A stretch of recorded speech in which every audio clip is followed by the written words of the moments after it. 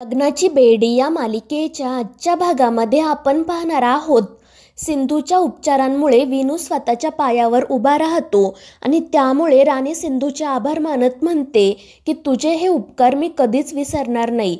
तर सिंधू म्हणते की हे उपकार नाही, मी एक डॉक्टर आहे आणि डॉक्टर म्हणून मी फक्त माझं कर्तव्य पूर्ण केलं आहे. तर राणी तिला म्हणते की मी यूट्यूबवर एक व्हिडिओ बघितला होता, मात्र त्यानंतर ती सिंधूची माफी मागत म्हणते की सॉरी, माझा तुझ्या ट्रीटमेंटवर पूर्ण विश्वास आहे, पण तरीही आपल्याला वेगळी काही ट्रीटमेंट भेटतीये का हे बघण्यासाठी मी व्हिडिओज बघत होते. आणि त्यावर सिंधू म्हणते की काही हरकत नाही, शेवटी विनू बरा होणं आपल्यासाठी महत्त्वाचं आहे आणि आपल्याला जर एखादी नवीन ट्रीटमेंट मिळाली तर चांगलंच आहे. आणि मग ती राणीला सांगते की तुम्ही यूट्यूबवर बघितलेले व्हिडिओज मला पाठवा. आणि त्यावर राणीसुद्धा आनंदाने हो म्हणते. आणि त्यानंतर राणी विनूला विचारते की तुला भूक लागली आहे का. त्यावर विनू हो म्हणतो. तर राणी पटकन त्याच्यासाठी ताट करायला जाते. मात्र त्यानंतर सावीसुद्धा सिंधूला म्हणते की आई मलाही भूक लागली आहे. आणि त्यामुळे मग सिंधू सावीला सुद्धा डायनिंग टेबलजवळ घेऊन जाते. सावीला बघून राणी तिला विचारते की बाळा तुलाही भूक लागली आहे का. त्यावर सावी हो म्हणते. तर राणी पटकन तिला जेवायला बसवते आणि मग त्यानंतर राणी तिला जेवण वाढणार इतक्यात रुक्मिणी तिथे येते आणि ती राणीला थांबवते. तर राणी तिला म्हणते की काकू हे काय करताय तुम्ही, सावी लहान आहे आणि तिला भूक लागली आहे. त्यावर रुक्मिणी म्हणते की तुझ्या आणि राघवच्या आग्रहाखातर मी या बाईला आणि तिच्या मुलीला इथे ठेवून घेतलं आहे, पण हे माझं घर आहे, बोर्डिंग आणि लॉजिंग नाही, त्यामुळे या घराचे काही नियम आहेत. आणि त्यानंतर ती मुद्दाम सिंधूला म्हणते की मी तुला या घरातील काही नियम सांगेल, त्या प्रत्येक नियमानंतर तुला ते मान्य आहे की नाही ते तू मला सांग. आणि त्यावर सिंधूसुद्धा हो म्हणते. तर रुक्मिणी तिला पहिला नियम सांगते की पहाटे 5:30 ते 6:15 आणि दुपारी 2:30 ते 3:30 फक्त एवढ्याच वेळामध्ये तू स्वयंपाकघराचा वापर करू शकते. आणि त्यावर सिंधू म्हणते हो मान्य आहे मला. त्यानंतर रुक्मिणी तिला म्हणते की तू आणि तुझी मुलगी आमच्यासोबत जेवायला बसायचं नाही. त्यावर सिंधू म्हणते ठीक आहे, मान्य आहे मला. त्यानंतर रुक्मिणी तिला सांगते की तुमच्या जेवणाचं सगळं बिल म्हणजे अगदी मीठ मोहरीपासून सगळं काही तू द्यायचं. त्यावर सिंधू म्हणते की मुळात मी या घरातलं कोणतंही सामान वापरणार नाही. त्यावर रुक्मिणी म्हणते ठीक आहे.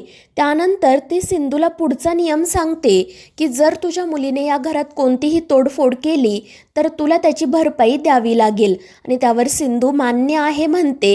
मात्र रुक्मिणी तिचा हा जो काही अपमान करत असते त्यामुळे राणीला वाईट वाटत असते. तर विनू आणि सावी घाबरूनच एकमेकांकडे बघत असतात. तर सिंधू मनाशी म्हणत असते की मी फक्त विनायकसाठी हा सगळा अपमान सहन करत आहे, त्याच्यावर उपचार करण्यासाठी मला इथे राहणं गरजेचं आहे.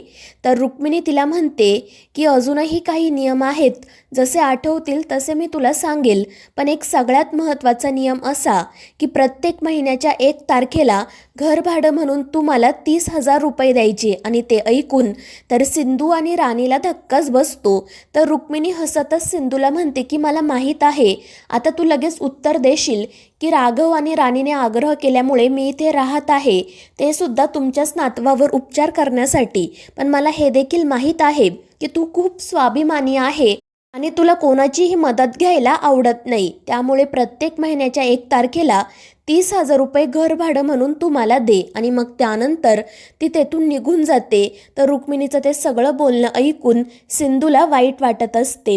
आणि मग त्यानंतर दुपारी सिंधू तिथे जवळच्याच एका हॉटेलमध्ये जाते. सावीसाठी आणि तिच्यासाठी वडापाव आणि भजी घेते आणि मग पुन्हा घरी जाण्यासाठी निघते. मात्र त्याच वेळी राघव तिथे येतो. तो सिंधूला म्हणतो की मी घरीच चाललो आहे, तुम्ही माझ्यासोबत चला. मात्र सिंधू नकार देत म्हणते की थोडंच अंतर आहे, मी येईल चालत. मात्र राघव म्हणतो की तुम्ही विनूच्या डॉक्टर आहात म्हणून मी तुम्हाला विचारतोय. मात्र सिंधू तरीही नकारच देते. तर राघव म्हणतो की ऊन खूप आहे, तुम्हाला त्रास होईल. मात्र सिंधू म्हणते की मला उन्हाची सवय आहे.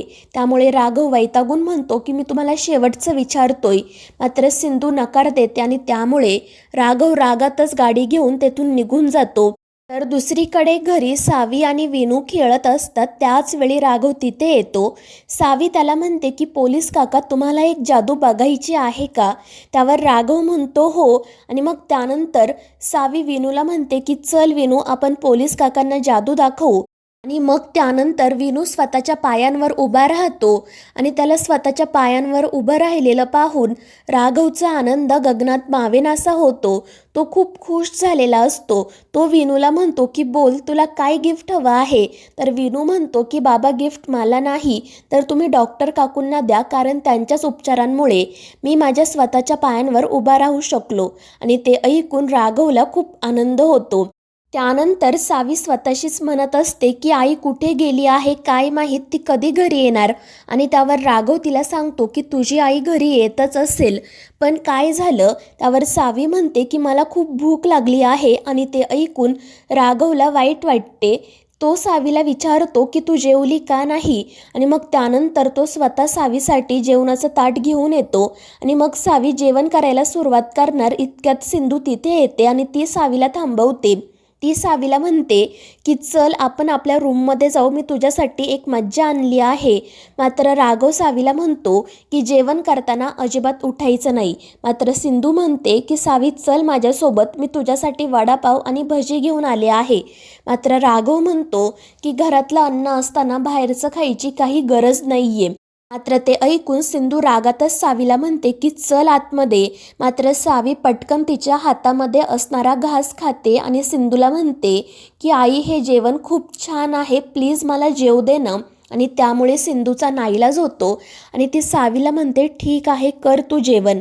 आणि मग त्यानंतर ती राघवच्या रूममध्ये जाते आणि त्याला पैसे देत म्हणते की हे घ्या माझ्या मुलीच्या जेवणाचे पैसे. आणि ते ऐकून राघवला धक्काच बसतो. तो म्हणतो की हे घर आहे त्यामुळे हे पैसे तुमच्या जवळच राहू द्या.